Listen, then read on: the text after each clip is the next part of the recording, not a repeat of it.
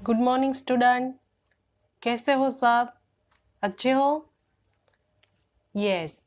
देखो, आज के वीडियो में हम मेडिटेशन के बारे में थोड़ी बहुत जानकारी प्राप्त करेंगे। यहाँ पे आपने स्क्रीन पे देखा होगा फोटो, तुरंत आप समझ जाएंगे कि किड्स मेडिटेशन ऐसा लिखा है।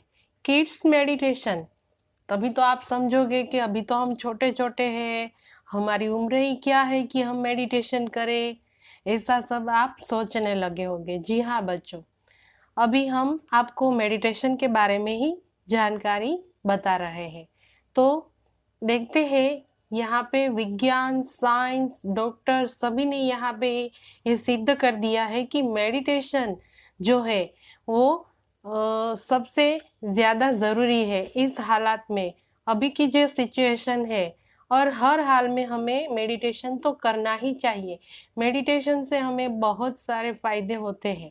तो यहाँ पे meditation for students by doctor PS साचापरा साहब ने हमें कुछ जानकारी प्राप्त, उसके द्वारा जो जानकारी प्राप्त हुई है वो हम यहाँ पे इस वीडियो में देखेंगे। उन्होंने यहाँ पे विद्यार्थियों અને ધ્યાન એમ થોડા પોઈન્ટ્સ यहाँ આપણને સમજાવ્યા છે, એ આપણે થોડા જોઈએ। ધ્યાન દ્વારા વિદ્યાર્થીઓને થતા 11 ફાયદાઓમાં સૌથી પહેલો ફાયદો છે એકાગ્રતામાં વધારો।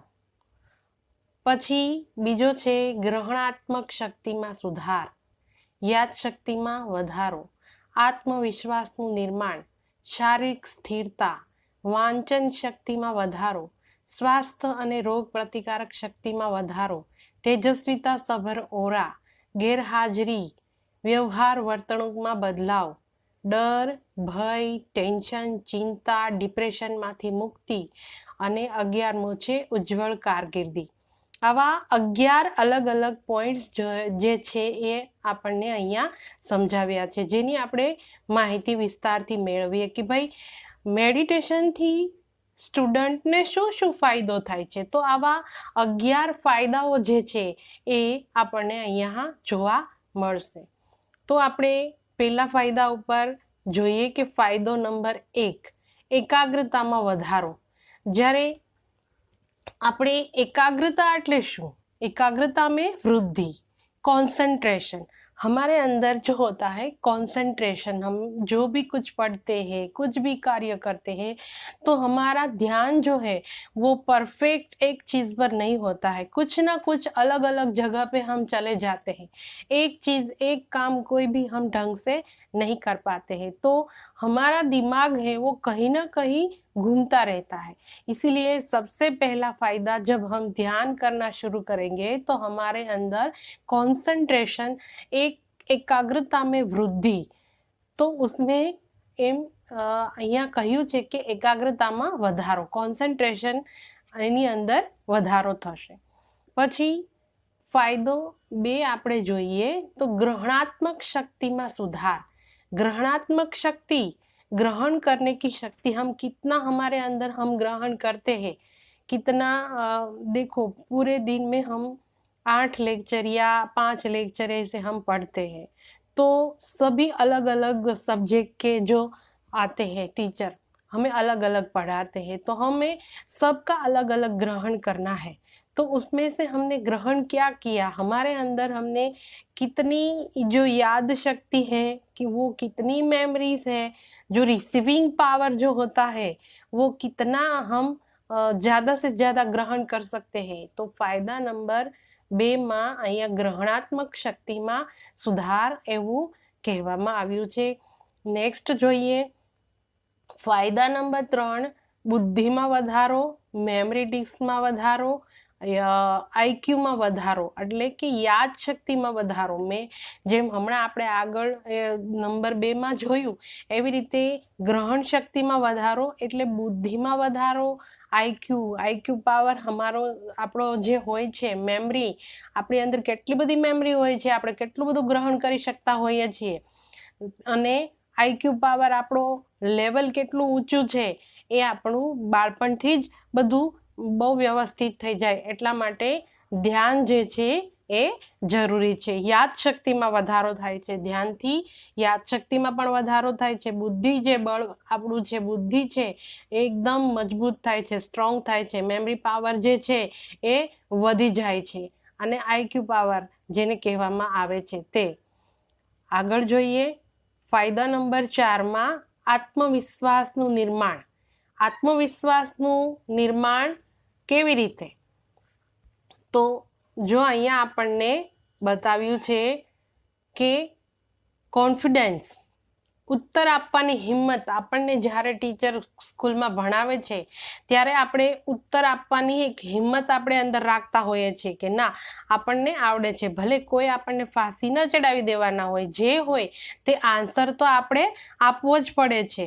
ભલે આપણે ખોટો હોય સાચો હોય, પણ એક હિંમત આપણે ન કરી શકતા હોય. ઘણીવાર આપણને આવડતું હોય છતાં આપણે બોલી ન શકતા હોઈએ, આપણી અંદર કોન્ફિડન્સ લેવલ ન હોય અને આપણને ઘણું બધું એક્ઝામમાં પણ આવડતું હોય છતાં પણ આપણે કાંઈ બોલી શકતા ન હોય.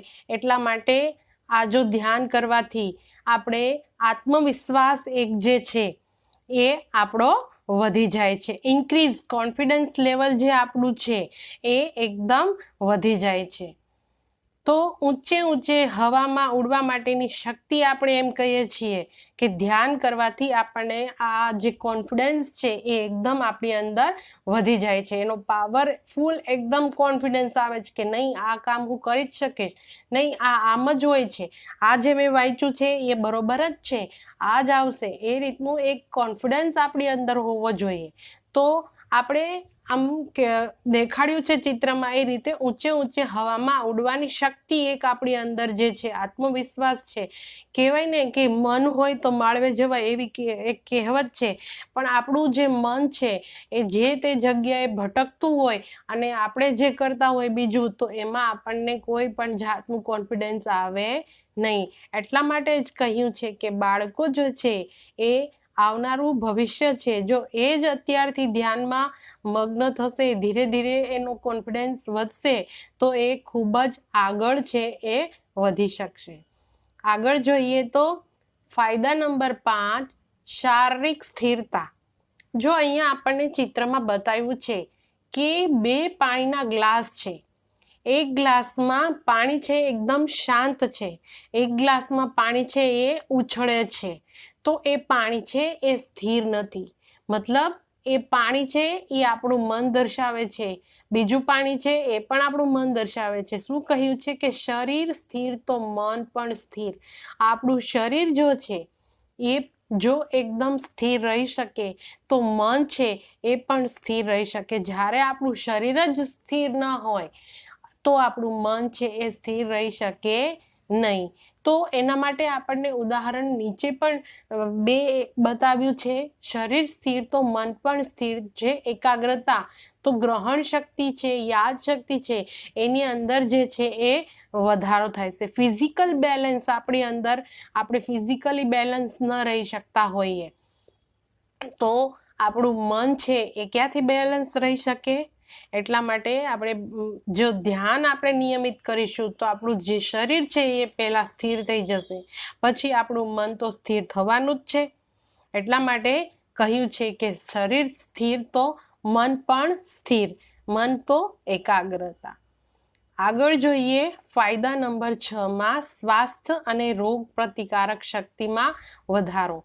એકદમ તંદુરસ્ત આપણે કહીએ છીએ ને કે ઇન્ક્રીઝ રીડિંગ આપણી અંદર જે છે એ સ્વાસ્થ્ય અને રોગ પ્રતિકારક શક્તિમાં વધારો થાય છે. શું તંદુરસ્ત રહીએ છીએ આપણે, કોઈ પણ વેક્સિનની જરૂર નથી રહેતી.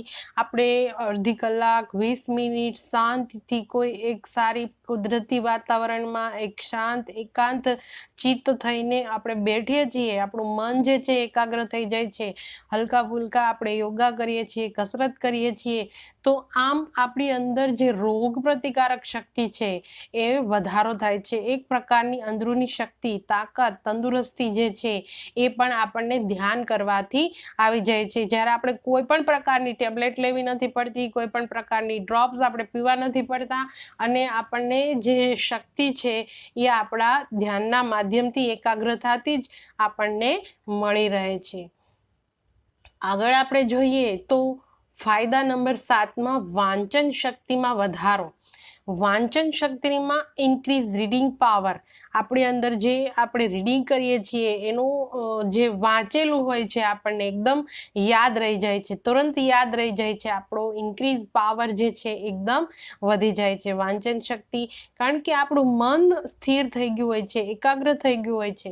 એટલે આપણે જ્યારે વાંચતા હોઈએ એકાગ્રતાથી એટલે આપણને જે વાંચેલું છે એ તરત આપણને યાદ રહી જાય છે। તો વિદ્યાર્થીઓ માટે અનેક ફાયદાઓ આપણને અહીંયા બતાવ્યા છે, જેમ કે દિવ્ય સુરક્ષા કવચનું નિર્માણ, તેજસ્વીતા સભર ઓરા, ઝળહળતા સિતારા, તારલા સમાન આભામંડળ।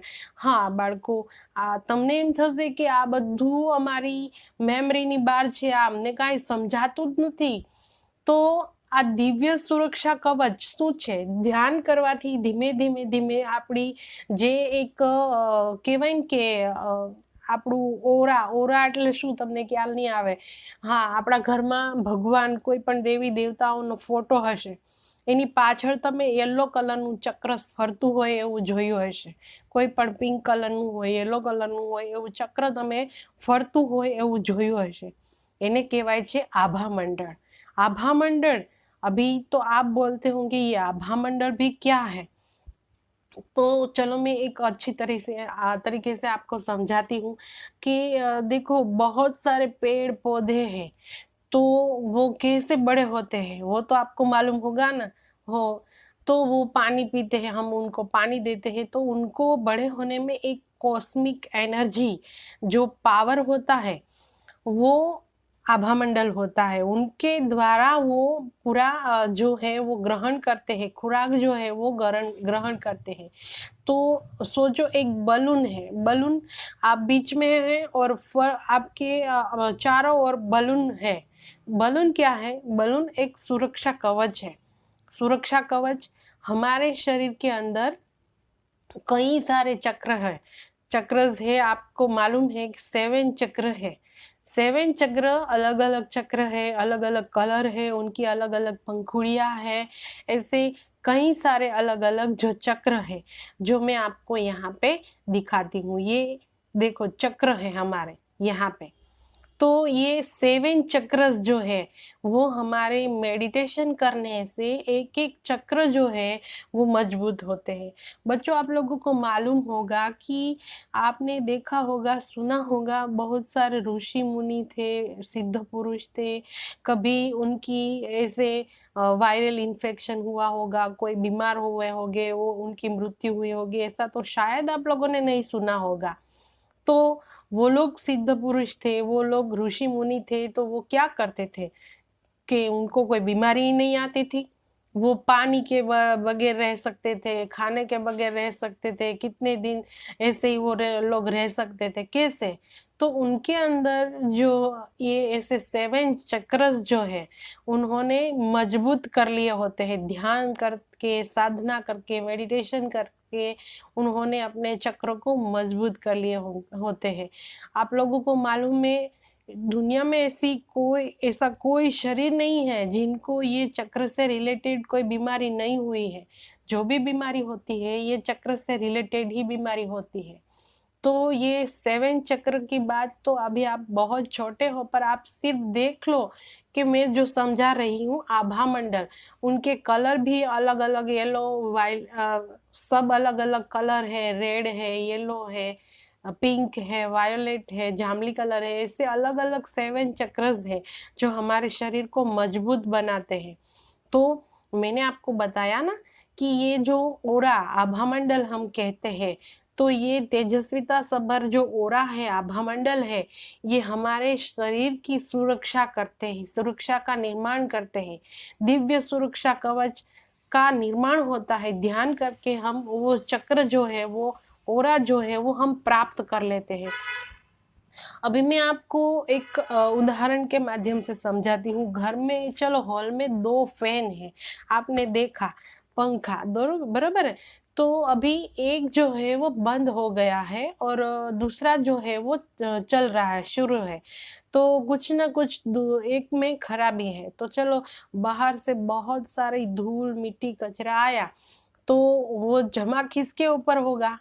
जो फैन बंद है उसके ऊपर ही होगा ना। जो शुरू है वो तो अपने ऐसे चक्र फरते फरते वो तो चक्र में जो भी कचरा होगा वो हटा देगा, कचरे को रखेगा नहीं। इसी तरह ये जो हमारा आभामंडल है, जो ओरा है, तो बाहर की कोई नेगेटिविटी है, जो ऐसी गंदी कोई भी बीमारी है, तो उनको वो हटा देगा, हमारे अंदर वो आने नहीं देगा। तो ये चक्र के ये जो आप देख रहे हैं 11 पॉइंट, इसमें जो 8वां है तेजस्विता सभर ओरा, इसमें देखो एक आदमी खड़ा है और उनके पूरे बॉडी में राउंड एक बलून जैसा हो गया है। उनका सुरक्षा कवच एक निर्माण हो गया है। कैसे? तो वो ध्यान करते करते उनका सुरक्षा कवच जो है वो निर्माण हो जाता है। तो हमें ध्यान करना आवश्यक है। अभी व्यसनों की जो फायदा नंबर 9 है, इसमें गैरहाजरी, गैरव्यवहार, वर्तणूकताમાં बदलाव, नकारात्मक व्यवहारમાંથી सकारात्मकता। हाँ तो बच्चों, फायदा नंबर 9 गैरहाजरी, गैरव्यवहार, वर्तणूकમાં बदलाव। तो हमने आगे देखा कि हमारा इम्यूनिटी पावर जो है वो ध्यान करने से वो हमें प्राप्त हो जाते हैं। बच्चों, आगे के वीडियो में हमने देखा ये आभा मंडल, जो हमारा ओरा चक्र होता है, उनके बारे में हमने अभी देखा था। तो आगे हम देखते हैं कि गैरहाजरी, गैरव्यवहार, वर्तणूकમાં बदलाव। जो बच्चे मेडिटेशन करते हैं, ध्यान करते हैं, वो कभी भी व्यसन नहीं करेंगे, वो कभी भी गैर व्यवहार, गैर मार्ग पे नहीं जाएंगे। वो सबको एक समान मानेंगे, सबके साथ अच्छे से रहेंगे और नकारात्मक जो व्यवहार है उसमें बदलाव होगा। नकारात्मक का व्यवहार से हम सकारात्मक व्यवहार की ओर जाएंगे। तो मेडिटेशन से हमें बहुत सारे फायदे हैं। तो हमें अभी हमने देखा कि हमारा इम्यूनिटी पावर जो है वो हमें मजबूत कर देता है, इसी कारण हम बीमार नहीं होते हैं। तो हमारी गैर हाजिरी जो एब्सेंट हो वो नहीं होती है। आगे हम देखते हैं डर, भय, टेंशन, चिंता, डिप्रेशन माथी मुक्ति। तो अपनी अंदर एकदम डर, ભય, ટેન્શન, ડિપ્રેશન એકદમ હાવી થઈ જાય છે અને આપણે કહે છે કે હું તો બહુ ડિપ્રેશનમાં છું, હું બહુ ડિપ્રેશનમાં છું, મને કંઈક થાય છે, હવે મારાથી પાકું નહીં થાય, હવે એક્ઝામ નજદીક આવી છે, હવે શું કરવું, વગેરે વગેરે વગેરે અનેક પ્રકારના ટેન્શન, અનેક પ્રકારના સવાલ, ચિંતા, ભય। આ ડિપ્રેશનમાંથી મુક્તિ ક્યારે મળે છે? કે નિયમિત ધ્યાન કરીએ ત્યારે। જ્યારે નકારાત્મક વિચારોને આપણે છોડી દઈએ, સકારાત્મક વિચારમાં આપણે આવી જઈએ છીએ, ધ્યાન કરીએ છીએ, ત્યારે આપણે એકદમ સ્થિર થઈ જઈએ છીએ, મન શાંત થઈ જાય છે અને આપણી બધી જ પ્રકારની ઇન્દ્રિયો જે છે એ આપણને એકદમ સ્થિર રાખે છે, શાંત રાખે છે। ત્યારે આપણે જે છે એ આપણું કામ જે છે એ સફળતાપૂર્વક કરી શકીએ છીએ। આગળ આપણે જોઈએ તો ઉજ્જવળ કારકિર્દીનો વિકાસ। हाँ, बच्चे जब ध्यान करते हैं तो उनकी जो एक फ्रीडम है वो अलग से एक टेंशन फ्री हो जाते हैं। उनका जो करियर है एकदम क्या बोलते हैं, ब्राइट, उज्जवल कारकिर्दी मिलती है। तो हमें बच्चों को यही सिखाना है कि बच्चे आज से ही ध्यान करना शुरू करें। ज़्यादा नहीं, बस 15 मिनट से स्टार्ट करो। 15 मिनट आप कुछ भी नहीं बोलोगे, एकांत में आप रहोगे, एक रूम में बैठ के, आपके आजू बाजू में कोई भी ना आए, ऐसी एक जगह पे बैठ के आप शांत चित होकर बस 15 मिनट के लिए इसे 20 पहले 15 मिनट से स्टार्ट करो, शुरू करो। વિદ્યાર્થીઓએ નિયમિત રોજ 20થી 30 મિનિટ ધ્યાન કરવું જોઈએ। 20થી 30 મિનિટ વિદ્યાર્થીઓને ધ્યાન કરવાનું કહેવામાં આવ્યું છે, પણ આપણે 15 મિનિટથી સ્ટાર્ટ કરીએ। પહેલાં શરૂઆત કરીએ 15 મિનિટ। 15 મિનિટ ધ્યાન કરીએ, શાંત ચિત્તે બેઠીએ, બસ આપણા જે કાંઈ ભગવાન છે એમનું આપણે નામ સ્મરણ કરીએ। 15 મિનિટ શાંતિથી આપણે બેસવાનું છે, કાંઈ જ બોલવાનું નથી, એકદમ શાંત ચિત્ત, બસ બીજું કાંઈ જ કરવાનું નથી। શાંતિથી સ્થિર પલોઠી વાળી હાથ અને એકદમ જ્યારે આપણે શાંત ચિત્તે આપણે બેસી જઈએ, આંખ બંધ, અને બસ મનમાં જે ભગવાન જે કંઈ વિચાર આવે આવવા દો, શાંતિ, બસ આપણે કાંઈ નથી કરવાનું, ખાલી શરૂ કરવાનું છે 15 મિનિટથી। પછી દરરોજ આવી રીતે ધ્યાન કરવાનું છે। તો ચલો આપણે ખાલી 5 મિનિટ અત્યારે બધા મૌન બેસીએ। 2 મિનિટ વધીને આપણે આવી રીતના શરૂઆત કરશું। ધ્યાન કરો, ખાલી 3 મંત્ર ઉચ્ચારણ કરો। मैं एक शुद्ध आत्मा हूँ, मैं एक पवित्र आत्मा हूँ, मैं एक शुद्ध आत्मा हूँ, मैं एक पवित्र आत्मा हूँ, मैं एक शुद्ध आत्मा हूँ, मैं एक पवित्र आत्मा हूँ।